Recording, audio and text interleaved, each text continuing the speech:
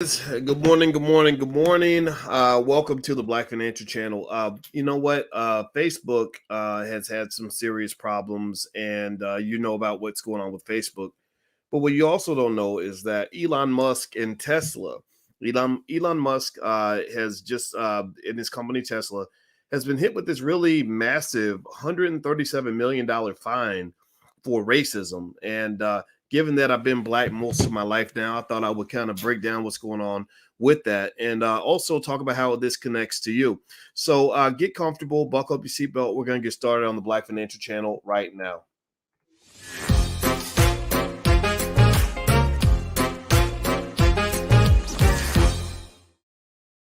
Hello, good morning. Welcome to the Black Financial Channel. That's theblackfinancialchannel.com. My name is Dr. Boyce Watkins. I'm your friendly neighborhood finance professor. On the Black Financial Channel, we talk about black wealth and black economics every single day, sometimes as much as 10 times a day. You don't have to be black to be here. This is not a restrictive space, but we are B1. B1 means that we put ourselves at the top of the priority list. B1 means black first. That means that we will solve our community's problems before we go saving the world. B1 also means we understand we must be one to be successful, and also our children are going to lead the world in economics, wealth building, education, etc. So if you agree with the B1 philosophy, put your B1 in the chat. I see Courtney in here, Ty Thomas, hello, hashtag B1. Use that hashtag all over social media. So give me a yes or no. How many of y'all heard or read about this interesting lawsuit with Tesla? Tesla got hit with a massive fine for racism. Apparently there's a guy, his last name is Diaz. So I don't, it sounds like he might be Latino. Apparently he's going to get $137 million for allegedly enduring a hostile work environment, a racist work environment. So Tesla, the title of the CNBC article here is that Tesla must pay $137 million to ex-worker over hostile work environment and racism. A San Francisco federal court decided Monday that Tesla must pay a former worker, Owen Diaz, about $137 million after he endured a hostile work environment and racist abuse working there as an elevator operator. So before he was an elevator operator, and now he's he ain't operating. The only elevator he's operating is the one that's in his mansion. So he's probably operating that elevator, but he ain't no elevator operator no more. Good for him. According to his attorneys, the case was only able to move forward because Diaz had not signed one of Tesla's mandatory arbitration agreements, which the company uses to force employees to resolve disputes without a public trial. A shareholder activist, Nia Impact Capital, has asked Tesla's board to study the effects of mandatory arbitration agreements on the company, voicing concerns that they enable harassment and other problems. So apparently there's a guy, last name Diaz. It looks like the jury awarded the attorneys more than what the attorneys asked. So whatever the attorneys asked for, the jury gave them more than that. They gave them $130 million for punitive damages and $6.9 million for emotional distress. Now, this is really interesting to me because I'm going to ask y'all a basic question. Give me a yes or no. How many of you have ever endured a hostile or racist work environment on the corporate plantation? How many of you have ever been at work and felt that there was racism on the job, stress on the job, that you were being mistreated, and that it had to do with you being black? How many of you? Give me a yes or no in the chat. Everybody shout. Everybody who's a survivor of we're gonna have a us too movement, right? The us too movement, not me too, us too, or the Me Too Black movement is all the black people who've been victims of racial harassment or mistreatment on the job. And I'll tell you what, I was happy for this guy. I don't know if he's black or not, though. It sounds like he's Latino. And I just really never understood why there are so many of us who've endured this kind of racism on the job, and you don't really hear a lot of us getting awards like that. I know a lot of black folks who have legitimate cases, who documented everything, did everything that they needed to do. I've actually consulted with two friends in the last couple of years who were enduring tremendous amounts of racism on the job. And so this was really interesting. I was really surprised that the settlement was that big. Now, here's what's interesting also. So, and he might have been black. I'm not sure. They said other black workers. So I guess Diaz might be a black guy, which in that case, I'm even really super happy for him because he's a black man. But I don't know. They said Diaz, a former contract worker who was hired at Elon Musk's electric vehicle company through a staffing agency in 2015, faced a hostile work environment in which he told the court colleagues used epithets to denigrate him and other Black workers. They told him to go back to Africa and left racist graffiti in the restrooms and a racist drawing in his workplace.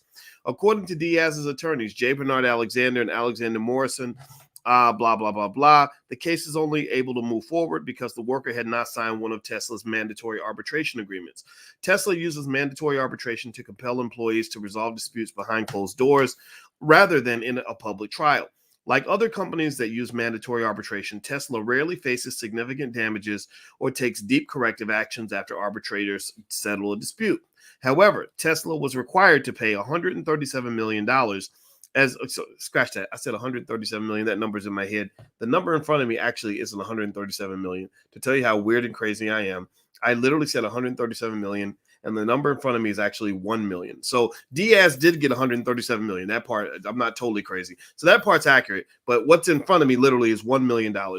They were required to pay Melvin Berry $1 million, who is another employee who endured a racist hostile workplace.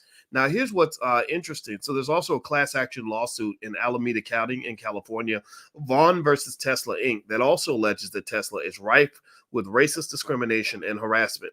Now, mind you, twofold, right? We know this is a problem for a lot of Black people in corporate America in general. That's one of the reasons why I talk to you guys consistently about getting off the corporate plantation. I'm not a big fan of that. That's why I just, I realized when I was about 21 years old that, I don't need to go work for anybody who it doesn't look like me.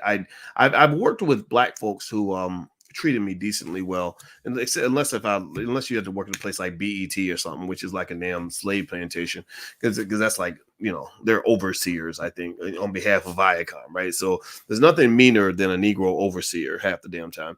But I remember when I was 21 and I got my dream job as an intern at GE Aircraft Engines, General Electric's Aircraft Engines division up in Lynn, Massachusetts. Excuse me, they paid me big money. It was a very prestigious opportunity. And I remember I absolutely hated it. I remember just feeling uncomfortable. My boss was this white woman named Mary, and Mary was just an absolute asshole. And I hated that job, and I remember doing that and thinking, is this the dream? Like, is this the American dream that I was trained to pursue as a Black man? Is this, have I reached the mountaintop? They make it seem like getting a good job is like the pinnacle of Black success. And I don't believe that anymore, right? At that time, I decided at the age of 21 years old, maybe even 20, I think I was 20, where I said, I'm not doing this. I'm not working for these people. I can't do it. So anyway, it looks like this brother went through the same thing a lot of you have gone through. I wish all of you had gotten $137 million in exchange for your trouble. Maybe there's a procedure. Maybe there's a way to have a better case if you are on the job and being mistreated. You maybe documenting the things you go through and not being afraid to call that lawyer might be a way for you to get your piece of the money. And also, what's interesting here is that they actually talk about the use of the N-word on the plant floor. And so let me see here. Here's a workman's letter, or somebody named Workman. There's a letter. I don't know. It says, for example, Workman's letter said, in addition to Mr. Diaz, 3 other witnesses, all non-Tesla contract employees, testified at trial that they regularly heard racial slurs, including the N-word, on the Fremont factory floor. While they all agreed that the use of the N-word was not appropriate in the workplace, they also agreed that most of the time they thought the language was used in a friendly manner. And usually, pay attention now, this is where y'all gonna get mad at me, because I'm gonna talk about Black accountability here, usually by African-American colleagues. So here's the problem you have, and this is where I think some of us gonna have to grow up a little bit.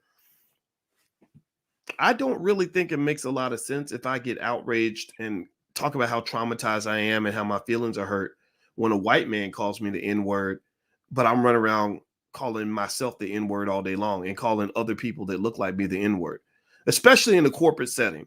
I'm just telling you, if I was white, I would be incredibly confused. I'd be like, wait a minute, you glorify musical artists who call you the N-word all day long, and we're supporting the music, so that means we like black people. But wait a minute, you're telling me that if I recite the same damn lyrics I heard you reciting in the car on the way to work, that now I'm racist? I thought I was being supportive. I thought I was being down, right? That's very confusing to people.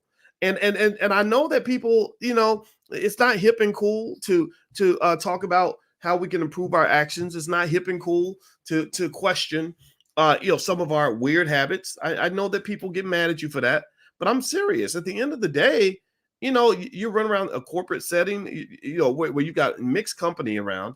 Even when everybody's black, it's probably not appropriate then. But at least if you're around black people, they get it, right? It's not such a big deal.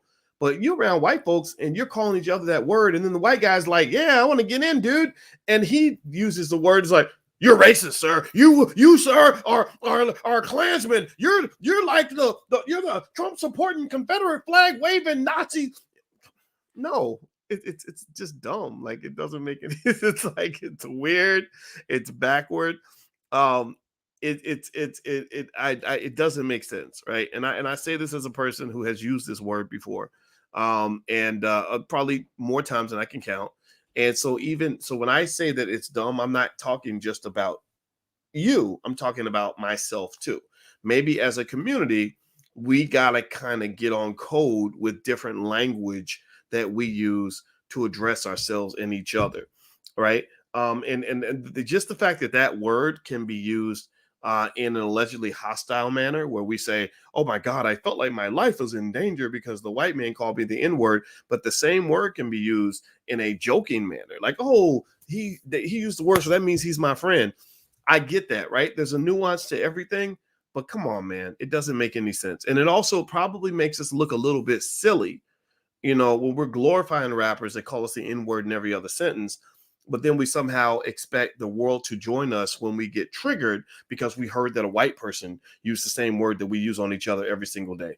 And I know that there's a difference. Like, if you put the A on it and the ER on it, it's different. Okay, so you telling me that if a white man puts the A on it instead of the ER, that it's going to be okay? That if Donald Trump puts the A on it instead of the ER, that you just good with that? Because I'm telling you, a lot of these folks think they're being down when they use the word with the A. They're like, "Oh, I'll put the A on it." So stop it. You got to be consistent. If you want the world to see you as serious people, you got to take yourself seriously. And I know some people will push back against that, but at some point, accountability has to step into the room.